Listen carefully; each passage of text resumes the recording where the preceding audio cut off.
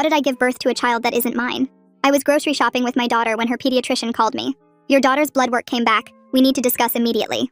The next morning in his office, Dr. Morito kept clearing his throat. Susanna's blood type is a negative, he finally said. Your records show you're O positive. Your husband is a B negative. He paused. Susanna cannot biologically be your child. I actually laughed because obviously the lab screwed up. These things happen all the time. But he was already sliding a second test across his desk from a completely different lab. Same results. My husband Zyler drove us to get DNA testing that afternoon. He kept squeezing my hand saying the blood type thing had to be wrong, but something in his eyes said he wasn't so sure. 3 days later, the results confirmed Susanna was his biological daughter, but she shared zero DNA with me. His hand went limp in mine. What aren't you telling me? His voice was small, like he was scared of the answer. When I went to sleep that night, I found him going through my old journals looking for evidence of affairs I never had. When he found nothing, he demanded we prove I actually gave birth to Susanna. When I was crying too hard to respond, he just rolled his eyes and claimed I was gaslighting him.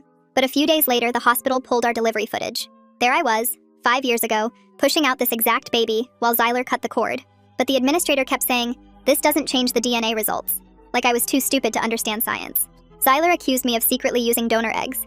I kept begging him to remember the 36 hours of back contractions, him watching our daughter crown. But I guess my MIL's constant whisperings about how I shouldn't be trusted finally worked, because it was like talking to a wall. Zyler started sleeping in the guest room. He'd stare at Susanna during breakfast like he was looking for traces of another woman in her face. Susanna asked why Daddy wouldn't hug her anymore. We were at Olive Garden pretending to be a happy family when it happened. A drunk woman came up to our table laughing. Your daughter looks exactly like my sister who died 6 years ago. She pulled out her phone showing me photos. Susanna was identical. Same upturned nose, birthmark behind her left ear. My sister used to donate eggs. So who knows? The woman continued before walking away. Zyler played it cool until Susanna was asleep. You used a dead woman's eggs? He screamed in our kitchen. I grabbed his face and tried to show him the desperation in my eyes, but no amount of denying changed anything. My mother called the next morning asking why I'd done something so deceptive. And when I insisted I hadn't, she sighed like I was a teenager caught smoking. Just tell us the truth. We'll still love you. My dad stopped answering my calls entirely. Even my mother-in-law, who'd been there for Susanna's birth, suddenly remembered I'd been secretive during pregnancy. The next day, Susanna came home with her unicorn backpack dragging on the ground. Her tiny self was shaking. My classmate Timmy said I came from a dead lady. He said you stole me from her tummy. Her voice cracked. And Cynthia's mom told Cynthia not to play with me because I'm not real. She buried her face in my chest. Am I not real, Mommy? Update. My lawyer said that without biological connection, I had no case. The dead woman's family got visitation rights as biological grandparents. Zyler had testified on their behalf, showing the court DNA evidence and arguing Susanna deserved to know her biological heritage. Zyler got full custody. I get supervised visits on Sunday afternoons. Susanna clings to me the entire time while the supervisor takes notes. She keeps asking when she can come home. I lie and say soon, but soon that lie came true. I was sitting in my car outside Susanna's dance recital when I saw them together. Zyler walking hand in hand with the woman from Olive Garden, the drunk one who'd shown me her dead sister's photos. She wasn't drunk anymore. She kissed Zyler while Susanna ran to them after her performance. Everything finally clicked. She'd never been drunk. Her sister never donated eggs. I hired a private investigator who found the truth within a week. Zyler and this woman had been together since before Susanna was born. I'd lost everything that mattered. And when you have nothing left to lose, you'd be amazed what you're capable of. I knew exactly what I had to do to get Susanna back. I sat in my car for 20 minutes just staring at them through the windshield. My hands were shaking so bad I couldn't even grip the steering wheel. Everything started making sense in the worst possible way. The timing of that woman showing up at Olive Garden wasn't random at all. She knew exactly when we'd be there because Zyler told her. The way he immediately jumped to accusing me instead of being confused like any normal husband would be. How fast my own parents turned against me when Zyler started spreading his lies. Even my mother-in-law suddenly remembering things that never happened during my pregnancy. They'd planned this whole thing together. I took out my phone and snapped a photo of them kissing while Susanna was still inside the dance studio. My hands finally stopped shaking because now I had a purpose. I drove straight to the office of a private investigator my divorce lawyer had mentioned months ago. The building was old and the elevator creaked, but I didn't care about anything except getting answers. I pushed the photo across his desk and told him I needed everything on these two people. Their history, their finances, their medical records if he could get them. Any connection between them needed to be found. He said he'd start immediately and took a retainer that cleaned out most of my savings. But I didn't care because this was my only shot at getting Susanna back. 3 days felt like 3 years waiting for his call.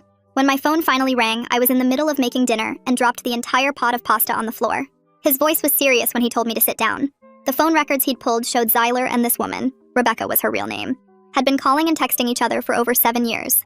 2 whole years before Susanna was even born. 7 years of them planning whatever sick game they were playing with my life.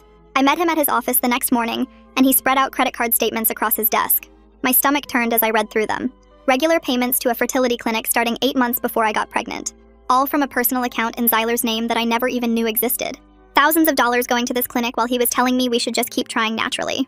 The investigator pulled up Rebecca's old social media posts on his laptop.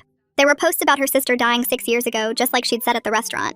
But when he dug deeper into public records, her sister never donated eggs to any program. That whole story was made up just to throw me off track and make me look crazy. The pieces were falling into place, but I still didn't understand the biggest question.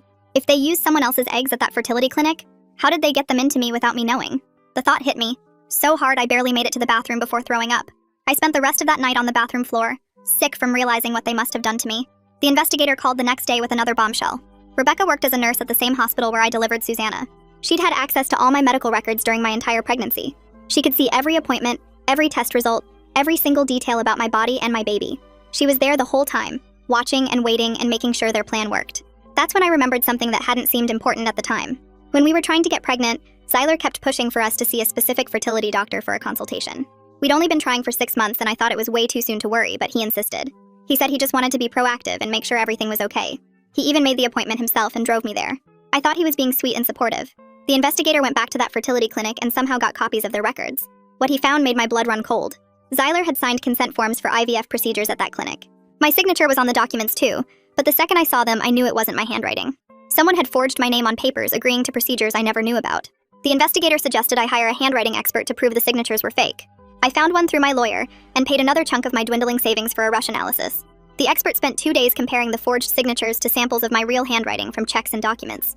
His report was 12 pages long with side-by-side comparisons showing exactly how the signatures were different. The angle of certain letters, the pressure points, the way I crossed my T's, none of it matched. He said there was zero chance I'd signed those documents myself. Someone had practiced copying my signature but hadn't gotten it quite right. Now I had proof that Zyler and Rebecca had planned this whole thing years before Susanna was born. They'd forged medical documents to create a baby using someone else's eggs, and then somehow got that baby inside me without my knowledge. They'd stolen my body and my life, and then turned everyone against me when their plans started falling apart. But I finally had evidence that could prove I wasn't crazy. And maybe, just maybe, get my daughter back. The investigator called me 2 days later with something that made me drop my coffee mug. The fertility doctor Zyler had pushed us to see wasn't just some random specialist. He was Rebecca's cousin, had been for 37 years, same family reunions and everything. I pulled up the clinic's website on my laptop, and there he was in the staff photo, same last name as Rebecca's maiden name. The investigator had court records showing they'd been business partners in 2 failed ventures before he opened his fertility practice. This whole thing was a family operation from the start. I went back through my medical records from that clinic visit 6 years ago. The paperwork said I'd had a routine procedure to check if my tubes were blocked. They'd given me something to relax me because I was nervous about the test. But when I looked closer at the consent forms, buried in the small print was permission for anesthesia. Not just local, but full sedation for what should have been a simple procedure. The investigator got his hands on the clinic's internal records through a contact who worked there. What we found made me throw up again. On the same day as my tube check, they'd logged an embryo transfer procedure in their system. Same operating room, same time slot, but the patient name field was blank. The embryo had been created 3 months earlier using donor eggs from a college student and stored in their freezer. The investigator kept digging and found Rebecca's employee access logs from the hospital. She'd looked at my medical files 47 times during my pregnancy. Every blood test, every ultrasound, every single appointment note. The IT department had flagged it once, but Rebecca's supervisor approved it, saying she needed the records for training purposes. Nobody questioned why a labor and delivery nurse needed to review one specific patient's records that many times. I took everything to a new lawyer, a woman named Sarah who specialized in medical fraud cases. She spread all the documents across her conference table, and her face got redder with each page she read. She kept shaking her head and muttering about violations and criminal conspiracy. When she finished reading, she looked at me and said this was the worst case of reproductive coercion she'd seen in 20 years of practice. Sarah filed emergency motions with the court that same afternoon. She demanded immediate custody reconsideration based on evidence of fraud and conspiracy. She also contacted the medical board about the fertility doctor's involvement and sent them copies of everything we'd found. The board launched an investigation within 48 hours. 3 weeks later, the fertility doctor's license got suspended pending a full investigation. The medical board's preliminary report found serious irregularities in his practice going back years. 3 other women came forward after seeing news coverage about his suspension. They all had similar stories about procedures they didn't remember consenting to and babies that didn't match their DNA. One woman had been told she was infertile, but somehow got pregnant after a routine exam at his clinic. Rebecca's situation fell apart even faster than the doctor's. The hospital launched their own investigation into the access log violations. When they pulled her complete history, they found she'd accessed hundreds of patient files without authorization over 5 years. She tried to claim she was doing research for a nursing degree but couldn't produce any proof of enrollment. The hospital fired her immediately and reported her to the state nursing board. Her nursing license got suspended the next day. My next supervised visit with Susanna came 2 days after Rebecca got fired. I held my daughter so tight she squeaked and asked if I was okay. I told her I was just happy to see her. The supervisor, an older woman who'd been watching our visits for months, wrote in her notes that Susanna seemed more relaxed and happy than she'd seen in recent visits with her father. Susanna told me Daddy had been yelling a lot lately, and the lady who lived with them now kept crying. She asked when she could come back to my house because she missed her pink bedroom. Sarah started deposing the fertility clinic staff the following week. Most of them claimed they didn't know anything unusual was happening. But then she got to a nurse who'd worked there for 8 years. The woman started crying halfway through the deposition. She said she'd always felt something was wrong with certain procedures. She'd seen patients come in for routine exams and leave groggy from sedation. When she'd asked the doctor about it, he told her to mind her own business or find another job. She needed the money for her kids' medical bills, so she kept quiet. The nurse had kept copies of internal documents on a flash drive because she was scared of getting blamed if something went wrong. She handed the drive to Sarah right there in the deposition room. The files showed detailed records of embryo creation using donor eggs and Zyler's sperm. The egg donor was a 19-year-old college student who'd answered an ad for egg donation to pay her tuition. The records showed she'd been paid $5,000 and signed papers saying she had no claim to any resulting children. But there was no record of anyone telling her that her eggs would be used to trick another woman into pregnancy. Sarah tracked down the egg donor within 2 days using the clinic's records. The girl's name was Ashley, and she was 23 now, working as a dental assistant in the next town over. Sarah called her, and Ashley agreed to meet us at a coffee shop that afternoon. When Ashley walked in and saw the photos of Susanna on my phone, her hand flew to her mouth. She kept saying she had no idea, over and over, tears streaming down her face. She pulled out her own phone, showing us the consent forms she'd signed 4 years ago. The papers said her eggs would help infertile couples. Nothing about being used without a woman's knowledge. Ashley said she'd testify in court. She'd do whatever it took to help me get Susanna back. She even offered to write a statement right there in the coffee shop about how she never agreed to this kind of deception. Sarah recorded Ashley's statement on her phone while I sat there watching this young woman cry about eggs she'd donated to pay for nursing school that never happened because she got too sick to finish. The custody hearing got scheduled for 3 weeks later. Zyler's lawyer filed a response to our emergency motion arguing that biological connection was what mattered for custody. He claimed that even if fraud happened during conception, Zyler was still Susanna's biological father, with established parental rights. Sarah's response was brutal. She filed a 30-page brief detailing how Zyler violated my bodily autonomy through medical fraud. She compared it to assault, saying no court should reward a man who conspired to impregnate his wife without her informed consent. The judge read both briefs and ordered something called a guardian ad litem to be appointed for Susanna. The guardian's name was Jasmine, and she was a retired social worker who'd been doing this for 15 years. Jasmine called me the day after her appointment to schedule interviews with everyone involved. She wanted to observe Susanna with both me and Zyler separately. Jasmine came to my supervised visit that Sunday and watched Susanna run into my arms the second she saw me. Susanna wouldn't let go for the first 10 minutes, just holding on like I might disappear. Jasmine took notes while Susanna showed me drawings she'd made of us together in our old house. Every picture had me and her. None had Zyler. Jasmine asked Susanna gentle questions about where she wanted to live. Susanna said she wanted to go home with Mommy, but Daddy said that wasn't allowed anymore. Jasmine's pen stopped moving when Susanna said, Daddy told her I wasn't her real mommy, that her real mommy was an egg in a doctor's office. Susanna asked Jasmine if that meant she didn't come from my tummy like she always thought. Jasmine observed 3 more visits over the next 2 weeks. She watched Susanna have a panic attack when the visit ended, clinging to my leg while the supervisor had to physically remove her. She documented how Susanna had started wetting the bed again after never having accidents for 2 years. She interviewed Susanna's teacher, who said the girl cried every day at the school asking when her mommy was coming back. Jasmine interviewed Zyler too, and her report later described how he spent the entire interview talking about his biological rights. He never once mentioned Susanna's emotional needs or well-being. He showed Jasmine DNA tests like they were winning lottery tickets. Jasmine asked him why he'd been telling Susanna I wasn't her real mother. He said he was just being honest with his daughter about biology. Rebecca filed a petition with the court asking for step-parent visitation rights since she'd been living with Zyler and Susanna. Sarah shut that down in one hearing. She stood up and told the judge that Rebecca participated in criminal conspiracy to violate my reproductive autonomy. She said letting Rebecca near Susanna would be like giving a kidnapper visitation with their victim. The judge denied Rebecca's petition immediately. Everything exploded when the FBI got involved. Sarah had contacted them about the interstate medical fraud since the fertility clinic had locations in 3 states. 2 agents showed up at Zyler's house with a warrant for his financial records. They seized his computers, phones, and boxes of documents. Zyler hired a criminal defense attorney that same day. Rebecca got her own lawyer too. Both of them stopped cooperating with any investigation, pleading the fifth in every deposition. The news picked up the story after the FBI raid. The headline read, "Local father accused of reproductive fraud in custody battle," with mine and Zyler's pictures underneath. My phone started ringing nonstop. My mom called crying so hard she could barely talk. She kept saying she was sorry, that she should have believed me, that she knew I would never lie about something like this. She said Dad was devastated about abandoning me when I needed them most. They drove down that night and held me while I sobbed about missing Susanna. Even my mother-in-law called after seeing the news. She said Zyler had been feeding her lies about me for years, making her suspicious of everything I did. She said she was horrified by what her son had done and wanted to testify on my behalf if it would help. She admitted she'd been wrong about me and begged my forgiveness. Jasmine filed her report with the court after 3 weeks of investigation. It was 12 pages detailing Susanna's deteriorating emotional state under Zyler's custody. She wrote that I was the only mother Susanna had ever known, and separation had caused significant psychological trauma. She documented Zyler's emotional manipulation of telling a 5-year-old that her mother wasn't real.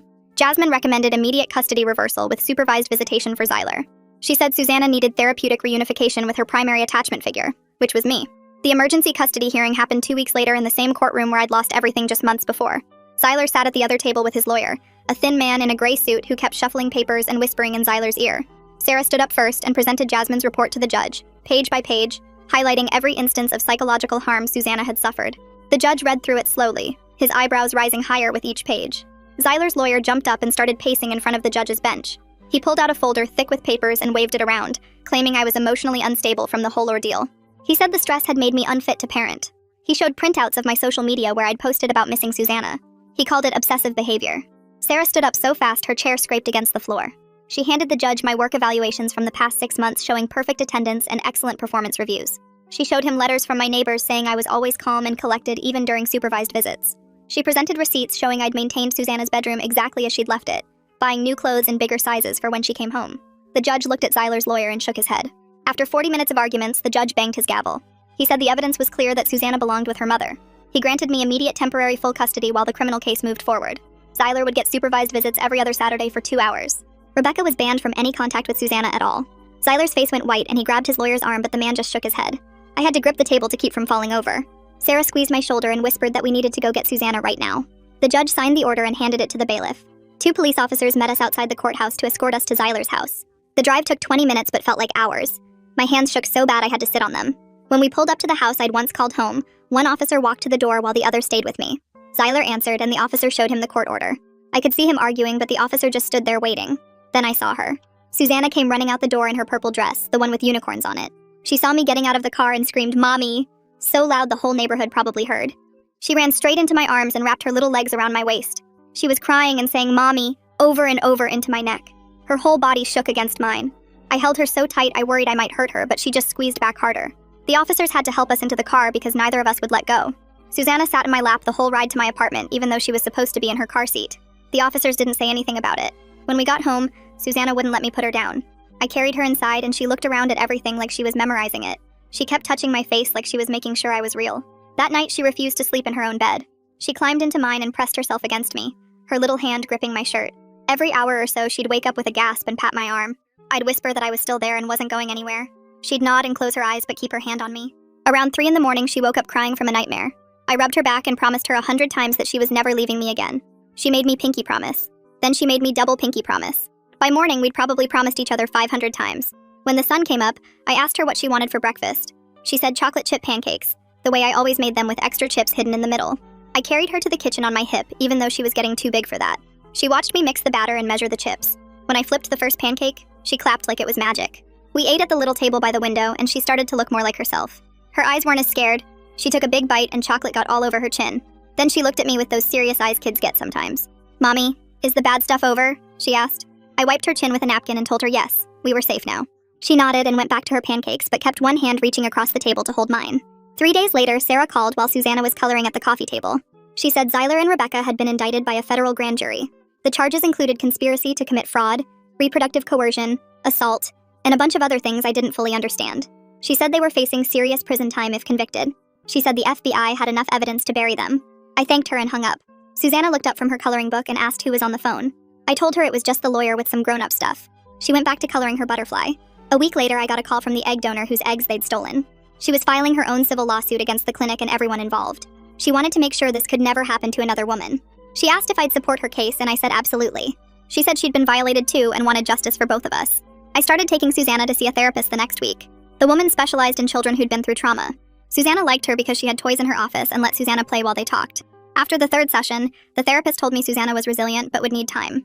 She said the psychological manipulation from Zyler telling her I wasn't her real mom had done damage. She said it would take months of steady love and stability to fully heal, but she said Susanna was already showing improvement just from being back with me. 3 months passed with Susanna going to therapy twice a week and slowly getting back to normal. Then Sarah called with news. Zyler had decided to plead guilty to avoid going to trial. The federal prosecutor had offered him a deal for 8 years in federal prison. He also had to pay massive restitution for the medical fraud and emotional damage. Sarah said he took it because if he'd gone to trial and lost, he could have gotten 20 years. The next day, we learned Rebecca had pleaded guilty too. She got 6 years as part of her plea deal. During her allocution in court, she had to admit what they'd done. Sarah was there and called me right after. Rebecca had stood up and admitted they'd planned the whole thing for years. She couldn't have children and wanted Zyler's baby, but didn't want to deal with another woman being the mother. So they came up with the plan to use stolen eggs and trick me into carrying the baby. She admitted to forging my signature and accessing my medical records. She admitted to pretending to be drunk at the restaurant. She admitted it was all planned to destroy me and take Susanna. The judge ordered the bailiff to take Rebecca back to holding while the court processed her guilty plea paperwork. 2 weeks later, the medical board called me about the fertility doctor who'd done this to me. They'd already pulled his license pending their investigation, but now they wanted my full statement for the criminal case. I spent 4 hours at their offices going through every single document the private investigator had found. The board's lawyer kept shaking her head as she read through the forged consent forms. She showed me 3 other cases they'd found just that week with the same doctor's signature on fake paperwork. The FBI agent assigned to the case said they were treating it as interstate medical fraud since the clinic had locations in 3 states. The main clinic location got shut down the next month with yellow tape across the doors and federal agents carrying out boxes of files. Sarah called me that afternoon saying 12 more women had come forward with stories about procedures they never agreed to. Some had eggs taken without consent, and others had embryos switched or destroyed without their knowledge. The civil lawsuit Sarah filed on my behalf moved fast once the criminal convictions came through. The clinic's insurance company wanted to settle quick before more victims joined the case. They offered $2 million, which Sarah said would cover everything Susanna needed, plus our fresh start somewhere new. I signed the settlement papers in Sarah's office while Susanna colored at the coffee table. We found a house 40 minutes away in a school district where nobody knew our story. The moving truck came on a Saturday, and Susanna helped pack her toys in boxes with unicorn stickers. She ran through the empty rooms of our old house saying goodbye to each one. Our new neighbors brought cookies the first week, and their kids invited Susanna to play without asking any questions about her past. My parents started picking her up from the school twice a week to make up for all the time they'd missed. They'd take her for ice cream and to the park, and spoil her with little gifts from the dollar store. My dad built her a swing set in our new backyard, and taught her how to pump her legs to go higher. My mother would call every night to read Susanna bedtime stories over the phone. Even my mother-in-law asked if she could maintain some relationship with Susanna through supervised video calls. She never mentioned Zyler and always kept the conversations light and fun for Susanna. She'd send birthday cards and holiday gifts and always signed them just Grandma without any other comments. The egg donor whose eggs they'd stolen sent me a letter 6 months after the trial ended. She said she'd been following the case and wondered if maybe someday when Susanna was older they could meet. I wrote back saying maybe when Susanna turned 18 she could make that choice for herself. The woman understood and said she'd wait however long it took. A full year passed in our new house, and Susanna finally stopped having the bad dreams that used to wake her up crying. Her teacher sent home a note saying she was doing great in the school and had lots of friends. The therapist we'd been seeing said Susanna had made amazing progress processing everything that happened. She was back to being a happy kid who laughed at silly jokes and sang made-up songs while she played. I met Tom at a school fundraiser where he was volunteering at the bake sale table. He made Susanna laugh by pretending the brownies could talk in funny voices. We started talking while the kids played on the playground, and he asked if we wanted to get pizza sometime. I told him our whole story on our 3rd date, expecting him to run away. Instead, he reached across the table and held my hand, saying we all had complicated pasts. He never treated us like we were broken or different from any other family. He'd come to Susanna's soccer games and cheer louder than anyone when she kicked the ball. He taught her how to ride a bike without training wheels in our driveway. He'd make us pancakes on Sunday mornings and let Susanna put way too many chocolate chips in the batter. After 2 years of dating, he took us to the beach for a picnic. While Susanna built sandcastles, he got down on one knee in the sand. He pulled out a ring and asked if he could officially join our family. Susanna ran over screaming yes before I could even answer. She jumped up and down asking if she could be the flower girl and wear a pretty dress. Then she looked at Tom with those serious eyes kids get and asked if she could call him dad. He started crying and said he'd be honored to be her dad if that's what she wanted. We got married 6 months later in our backyard with just 20 people there. Susanna wore this pink dress she picked out herself and carried a basket of daisies instead of throwing petals because she said that was boring. When it came time for speeches, she grabbed the microphone from the DJ and climbed up on a chair. She told everyone how happy she was to have a family that loved her and didn't care about blood types or DNA tests. My mom started crying and my dad had to walk away for a minute to compose himself. Even my mother-in-law wiped her eyes behind her glasses. The letter from Zyler came 3 weeks after the wedding. The prison return address made my stomach turn, but I opened it anyway. He wanted to see Susanna and said he had rights as her biological father. I called her therapist that afternoon and we talked for an hour about whether this would help or hurt Susanna's progress. The therapist said Susanna wasn't ready to process seeing him behind bars and might not ever be. I wrote back a simple no and filed the letter with all the other legal documents in case he tried to push it through the courts. The FBI investigation into the fertility clinics made national news 6 months later. They found patterns of fraud at 12 different facilities across 7 states. Congress started hearings and new regulations got drafted requiring video consent for all procedures and mandatory oversight committees. I got a call from a senator's office asking if I'd testify about what happened to us. I flew to Washington and sat in front of a panel of lawmakers telling them how my body was violated without my knowledge or consent. 3 other women testified that same day with similar stories of reproductive fraud.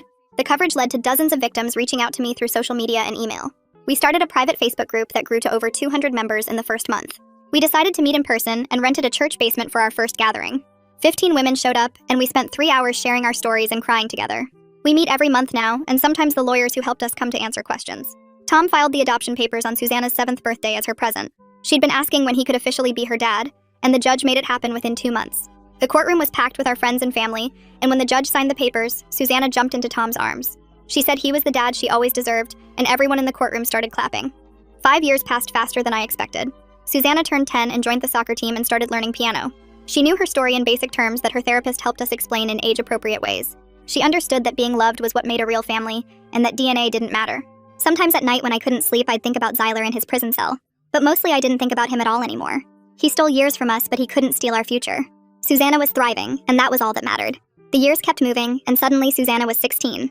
The egg donor sent a letter on her birthday saying she'd followed our story and was proud of the young woman Susanna had become. Susanna read it at the kitchen table, then looked up at me. She said she was grateful to exist, but I was her only mom and always would be. She put the letter in a box with other memories and never mentioned it again. Tom and I decided to have another baby when Susanna was 8. We went through legitimate IVF with full consent and transparency at every step. The clinic we chose had cameras in every room and required both partners to sign documents in front of witnesses. Susanna came to some of the appointments and asked the doctors a million questions about how babies were made in labs. When her little brother was born, she was right there in the delivery room holding my hand. She became the most protective big sister you could imagine. She'd read him stories every night and taught him his colors and numbers before he even started preschool. When kids at the school asked why they didn't look alike, she'd just shrug and say families come in all shapes. The years started flying by after that, and I went back to the school when Susanna was 9. Law school at 37 wasn't easy, but I had a mission now. Every night after putting the kids to bed, I'd sit at the kitchen table with my textbooks spread out studying reproductive law and medical fraud statutes. Tom would bring me coffee and quiz me on case law, while our son colored at the table next to us. I graduated 3 years later, and immediately started taking cases for women who'd been through similar violations. The first client called me crying so hard she could barely talk, because her doctor had used his own sperm instead of her husband's, and she'd just found out after her son needed a kidney transplant. I helped her file criminal charges, and win a civil suit that changed her life. Word spread, and soon I had a small practice focused entirely on reproductive fraud cases. More women kept finding me through support groups and online forums, and I never turned anyone away who couldn't pay. Susanna watched me work these cases and started asking questions about medical ethics and patient rights. By the time she hit high school, she was writing papers about informed consent and bodily autonomy that made her teachers suggest she consider pre-med or pre-law. She chose bioethics instead because she wanted to change the system from the inside. The acceptance letter from her dream college came with a full scholarship, and she screamed so loud the neighbors came to check on us. At her high school graduation, she was chosen to give a speech as salutatorian. She stood at that podium in her blue cap and gown and told the whole auditorium about fighting for truth when everyone calls you crazy. She looked right at me when she said her mom taught her that love makes a family and standing up for what's right matters more than being believed. The whole place erupted in applause, and I ugly cried into Tom's shoulder while our son recorded it on his phone. We took a family vacation to the beach that summer to celebrate before she left for college. Susanna and her brother built sandcastles while Tom and I watched from our beach chairs, and I realized we weren't just okay anymore. We were actually happy. She came home for Thanksgiving, her first semester practically vibrating with excitement about her medical consent law class. Her professor was using our case as an example of systemic failures in reproductive medicine, and she'd gotten to present on new legislation being proposed. She said she was going to write policy that would prevent what happened to us from ever happening again. The call about Rebecca came during Susanna's sophomore year. The prison called to inform me as a victim that she'd died from pancreatic cancer that spread too fast for treatment. I hung up the phone and felt nothing but relief that she'd never get out to hurt anyone else. Susanna graduated college summa cum laude and introduced me to her boyfriend at the ceremony. He shook my hand and thanked me for raising such an incredible woman and said he knew our whole story because Susanna had told him on their third date to make sure he understood what kind of family he was getting involved with. He said he admired how we'd survived and rebuilt. Time kept moving, and suddenly it was Susanna's wedding day 20 years after that first phone call from Dr. Marito. My parents were there, both of them crying happy tears after spending years trying to make up for not believing me. Tom stood next to me as Susanna's dad in every way that mattered. Our son, now 16 himself, was a groomsman. Even my mother-in-law was there, having become a real grandmother to both kids after finally seeing the truth about her son. During the reception, Susanna pulled me aside while everyone else was dancing. She took my hands and looked me right in the eyes and whispered, "Thank you for never giving up on me, Mom." She said she knew how hard I'd fought and how much I'd sacrificed, and that every single battle was worth it to be standing there as a family. I hugged her tight and knew she was right. All right, that's all from me today. Thanks for sticking with me and letting me throw all my questions out there. Until next time, stay curious. Like the video, it helps more than you think.